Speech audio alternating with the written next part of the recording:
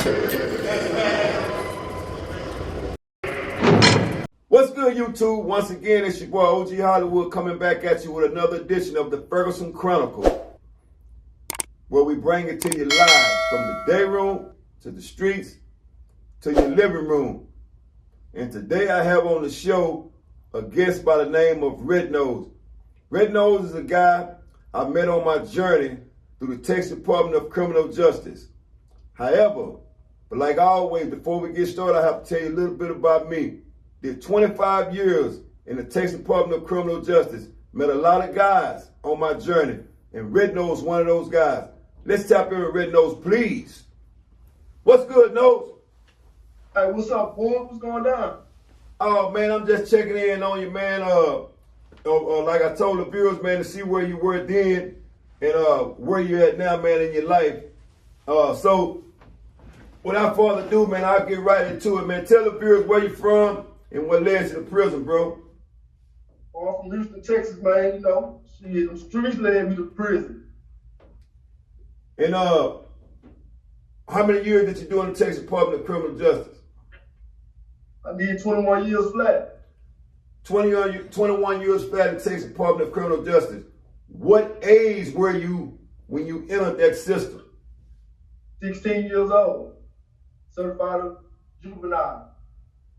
You got certified as an adult. So let me ask you this. What unit were you placed on during your time at Texas Department of Criminal Justice? All the units, you say all the units I was on? Yeah, your first unit that you went to when you got locked up. My first unit was Hughes Unit. And Bill Clemens. We did on Clemens Unit. And how long? Certified juveniles there. Okay, so how long, you said Hughes Unit was your first unit? Yeah. And how long did you stay locked up on the Hughes Unit? I was on the Hughes Unit for like 3 years before I got shipped. And let me ask you this, so when you left TYC and you entered an adult system, right? Give the viewers what was your mental thought after leaving TYC and some of the things that you were expected once you arrived at the Texas Department of Criminal Justice? Man, it was a whole new experience. I'm down here with grown men. You know what I'm saying? I'm with grown men, you know, it's a whole new experience that, you know, they doing some other shit from TYC. You know, in prison, it's a whole different ballgame. You either predator or prey. You know what I'm saying? So, you know, I choose, you know, I wasn't gonna be no prey, so I choose to be the predator. You know what I'm saying? So, you know, I just did everything, you know, to do in prison to get by. You know what I'm saying? Except participate in snitching and homosexual activities. Everything else I done just, you know, get by. That's how I survived that. So let me ask this. So during your time in prison, right? Tell the viewers some of your struggles that you went through in prison as a youngster, being in an adult facility, and you had to facilitate yourself through that in order for you to get used to it. Man, to me, my struggle was more mentally. You feel me? Being a kid with all this time, my main struggle was more mentally, trying to keep my mind right. You know what I'm saying? You know, the physical part, I didn't care about fighting or none of that shit. That was more mentally for me on my struggles. You know what I'm saying? And it was hard, but you know, only the strong survive. You know what I'm saying? I was one of the ones that was blessed to survive. And let me ask this: so, when you went to prison, right? Yeah. As we all been to prison, and we seen guys on a daily basis, right? So, let's talk about some of the activities went on in prison as far as Bloods, Crips, and the other games that existed, right? Yeah, see, when I came in the system, you know, I came in as a Blood, and you know, we was outnumbered, 50 to 10. You know what I'm saying? So hey man, it was a bunch of gang back then. It was a bunch of gang activities going on. You know, either you is or you ain't, and you know, blood was always outnumbered. You know what I'm saying? So, yeah, and everybody wasn't real, so you got to really feed out who real and who ain't. You know what I'm saying? And that was hard sometimes. Some niggas ought to, you know what I'm saying, cover their fake real good. You know what I'm saying? So you just have, you just have to be a person that you know, watch everything that's going on around you, pay attention to everything. You know what I'm saying? Then too, by my father doing prison time, I pretty much was up on the game. You know what I'm saying? So you know, like I say, man, it was more a mental thing for me, man. So let me ask this. So, as far as your transformation, man, from a boy to a man, right? What are some of the experiences that you brought back with you from the Texas Department of Criminal Justice? I would say, shit, for one, you know, in prison, we work for free. You know what I'm saying? So, when I came home, I know if I done worked 21 years for these folks for free, I can get out here, get me a job and work for some money without looking over my shoulders. You know what I'm saying? I definitely came home with that mentality. You know what I'm saying? And my first job when I came home was Taco Bell. That lets you know I wanted to get out and do the right thing. You know what I'm saying? So that was one of the things I came home with. So speaking of coming home, if you don't mind, tell the viewers when was you released and what year you released? I was released on February 16, 2016. After doing that 21 years flat, they sent me to a program first, and they released me February 16, 2016. And how was that transformation after being released from prison in 21 years? How did you transfer from a mental standpoint from being in prison to society? Well, I can actually say that program kind of helped me a little bit. You know what I'm saying? The program they sent you to, it basically kind of helped me, you know what I'm saying, to get ready for the streets. And, you know, like it was hard, you know what I'm saying, seeing everything change, but as long as you had the right mentality, a positive mentality, that's how I made it. You know what I'm saying? I wasn't negative about everything. You know what I'm saying? I didn't look at everything negative because I just did 21 years. I came home with a positive attitude. So that helped me progress in the life that I'm doing now. You know what I'm saying? That helped me progress. So speaking of programs, if you don't mind telling the viewers, what program helped you to build your transformation into society? The aftercare program. They make you do for like 6 months. It's an aftercare program they make you do for about 6 months while you're on a GPS monitor. That helped me transformation. The counselor I had, she helped me. You know what I'm saying? As far as mentally, as far as me adjusting to life out here in the world. So, you know, it helped me. So let me ask this. So what about, because I know you said your first job was Taco Bell. So how did that work out? Hey man, I was happy to have a job. You know what I'm saying? That I'm getting paid for. I didn't stay there long, but that was the first job that was offered to me. Then I back on went to school, trade school when I got home. You know what I'm saying? So I went up the ladder from there. I just kept climbing, you know what I'm saying? I didn't let that one Taco Bell job keep me at the bottom. I just kept climbing. So, because I know many men get out of prison, right? And for the most part, they feel like that low-paying job is not for them, right? Yeah. At any time and point, did you feel like that about a low-paying job? I didn't feel that way, but I feel like I can find me something better. I just kept a positive attitude. I can find me something better. I'm always looking for something better, even while working at this low-paying job. Like I say, I just did 21 years and was working for free. So this low paying job was nothing. You know what I'm saying? I can do this here. But just keep on just looking for other jobs. You know what I'm saying? Keep on trying to climb that ladder. So after applying yourself to look for other jobs, right? And did you eventually find a better paying job?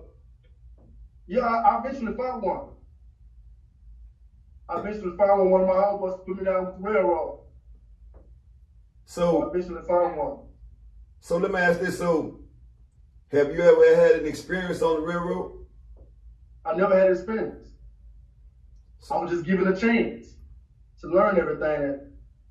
I never had experience, never been on a train. You know what I'm saying?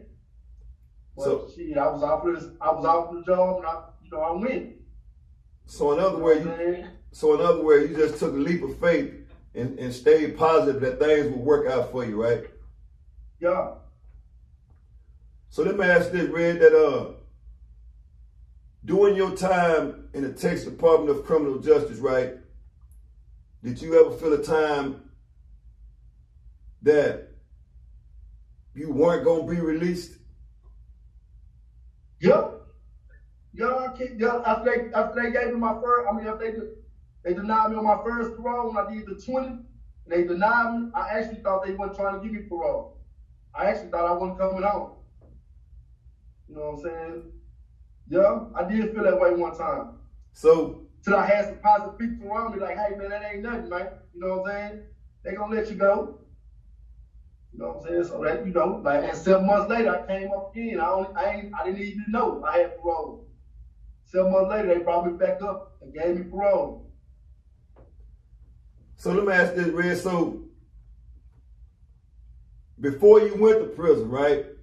You was a young man and you had to grow up and mature inside of prison, right? Yeah. So what age did you realize that at some time and point that you had to grow up and mature in order for you to be successful after you were set free? I would say I was probably about 30, because like I said, I had to do 20 years flat just to see parole. So my mentality was like, fuck it, I'm gonna do it my way. You know what I'm saying? I'm gonna fuck up. I gotta do 20 flat and used to me being good, so I'm gonna do it my way. But when I got around about 30, 31, I started maturing, you know what I'm saying? And prison taught me about life. That's why I pay attention to everything. Prison taught me about life, period. I'm talking about the whole outlook of life, you know what I'm saying? And by 30, 31, yeah, I matured. I started thinking on another level, you know what I'm saying? Started doing shit different, you know what I'm saying? Wasn't no crash dummy, you know what I'm saying? Motherfucker couldn't just tell me to do something and I'ma do it. Nah, I ain't going for that, you know what I'm saying? So I matured around about 30, 31. So I noticed you said that you wasn't a crash dummy. So in other words, before the maturity part set in. Yeah, I was, hey man, I was fucking up. I was a crash dummy, you know what I'm saying? Just to keep my mind off the time. You know what I'm saying? Nigga couldn't just tell me to do something, but I probably jumped to just do it, you know what I'm saying? Just to keep my mind off of all this time I got to do. You know what I'm saying? So that's how I feel like I survived for us mentally. Is just fuck it up, you know what I'm saying? And keep my mind off of this time I'm doing. You know what I'm saying? Because we can see some of the strongest break down and fall to the wayside. You know what I'm saying? Yeah. And I wasn't trying to be one of them. So let me ask this, man. So during your time in Texas Department of Criminal Justice, man, as far as, because I know we was around a lot of guys, right, on a daily basis, and some was real and some pretended to be real, right? Yeah. So out of those pretending to be real and the ones was real, right? How did you recognize that? Paying attention. You know what I'm saying? Paying attention, man. Watching the motherfucker moves, what they say, how they say it. You know what I'm saying? And like I say, you got some, man, they can hide it real good. But if you pay attention real good, you gonna find out who real and who ain't, man. Eventually it's gonna come to light, you know what I'm saying? Eventually.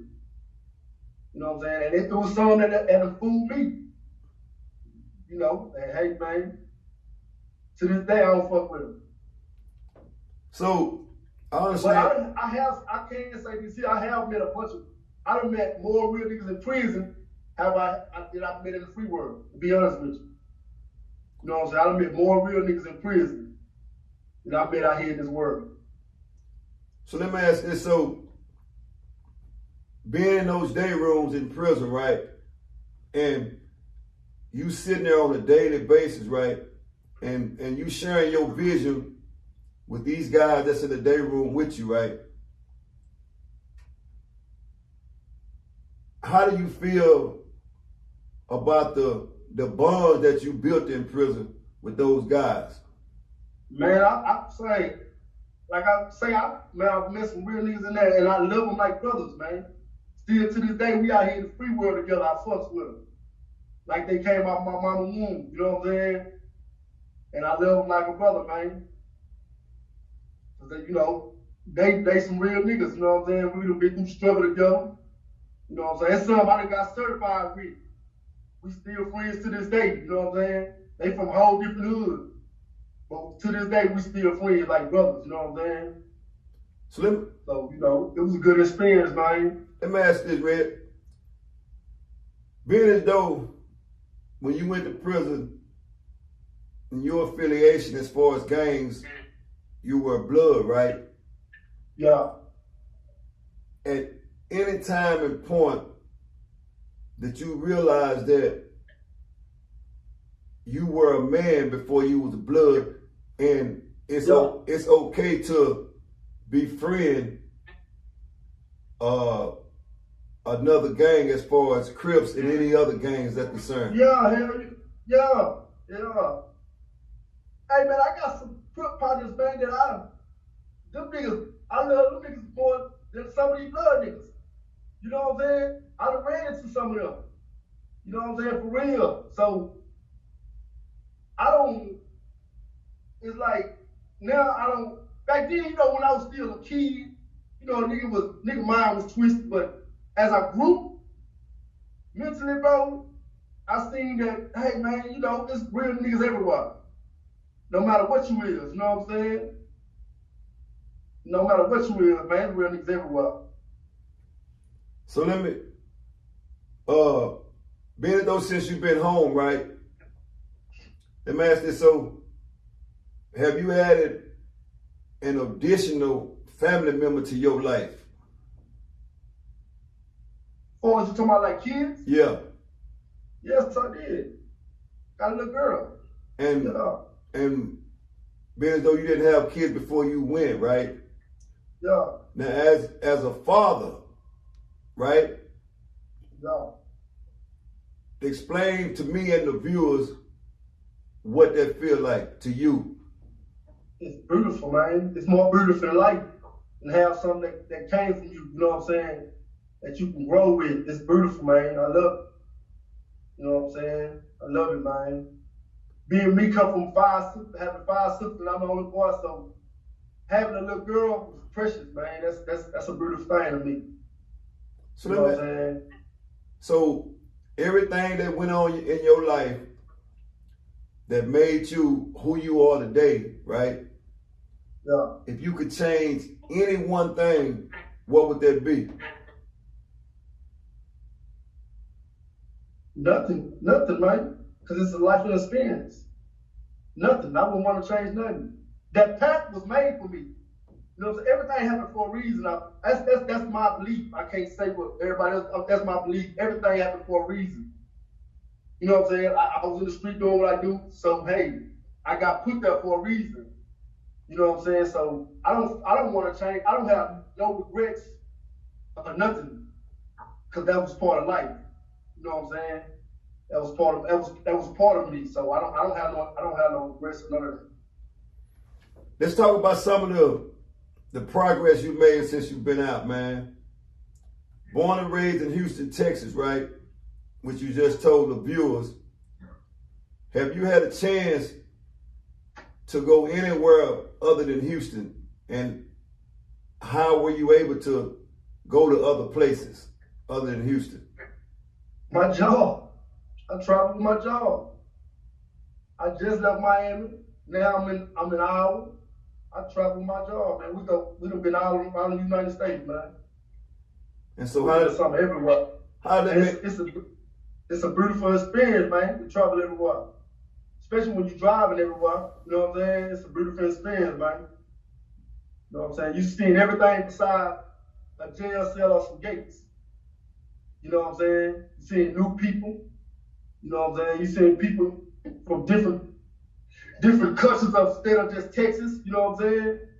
So it's a good experience, man. I like it. So, what are some of the progress that you've made on the railroad since you've been there? I done became a foreman, a lead guy. That's one of the progress, man. You know what I'm saying? It's a lot to learn on this railroad, man. And I ain't got it all. But I'm planning on getting all of it, man. So you went from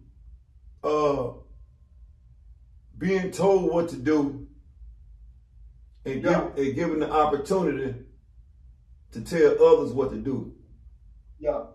And to be able to lead by example, right? Yeah. So how did that make you feel, being able to lead by an example? Beautiful, man. It feels good, you know what I'm saying? And I'm not the type of person that abuse my authority. I don't do none of that. You know what I'm saying? Because if I ask a person to do something, I can do, and I'm gonna do the same thing. You know what I'm saying? I can just sit back and not do nothing, but I don't do that. I'm the type of person, I'm gonna help. I'm gonna get down there, get on my knees, get dirty too. You know what I'm saying? That's the type of person I am, you know what I'm saying? So, no. Let me ask this, Red. So, now that you're free, right?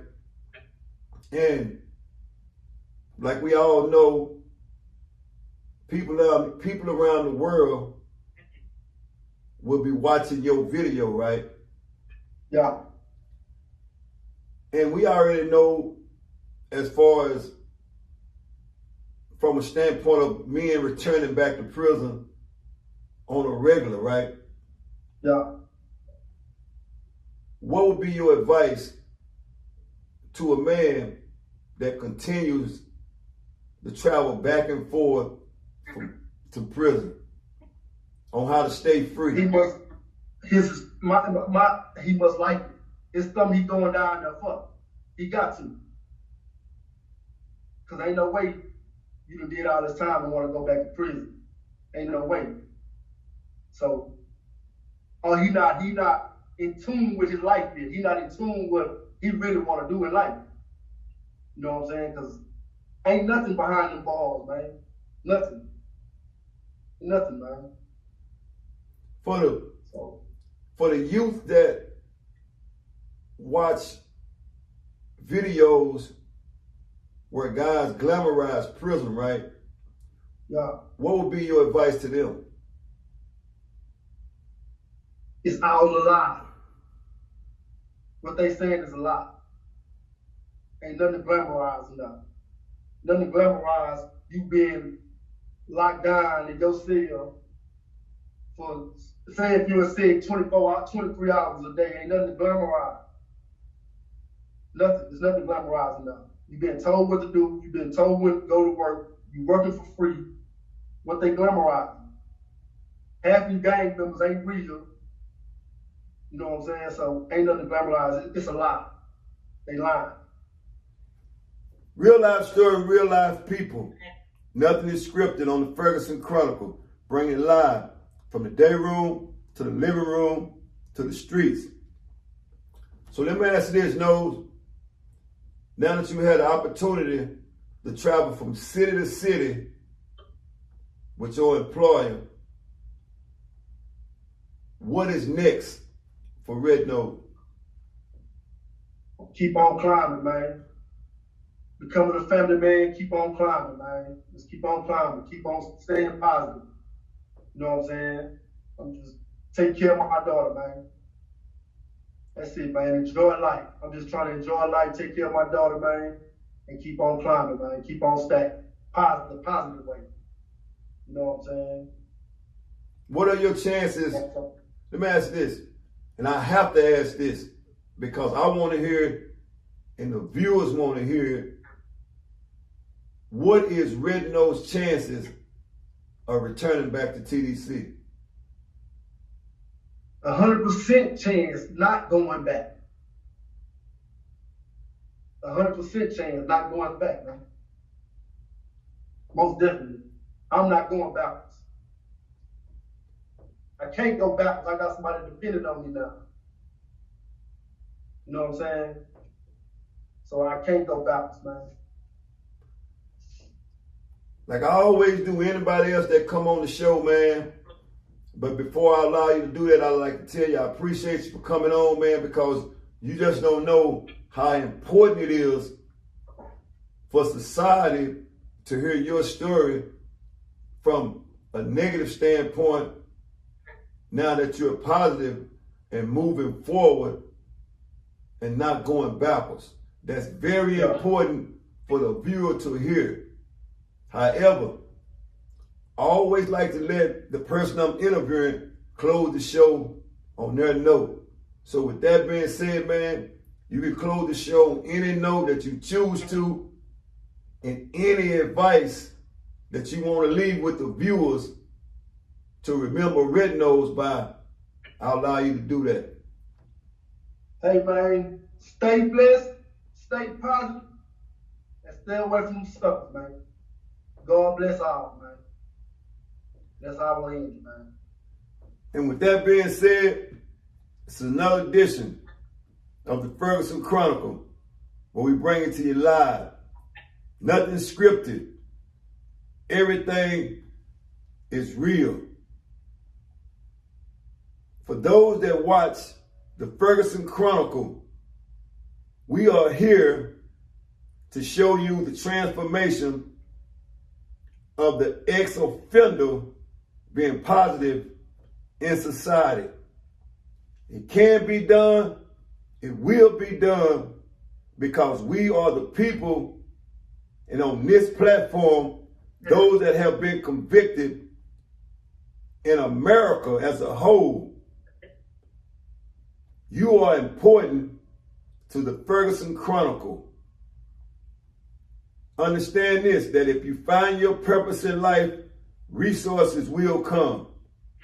And with that being said, I appreciate you for coming on the show, Nose. Yeah, man, you know, man, anything for a big homie, man. You're a true definition of a big homie. I can't say that, man. You know what I'm saying? You're a true definition of a big homie, man. You're going to stay positive, and you're gonna try to keep your little homeboys positive, man. And I appreciate you being on the show. So, man, God bless you, man. And may he cover you, man, at all times, man. And whatever you put your hand in, may it prosper. Until next time, bro, I love you. Salute. Love you too, big bro.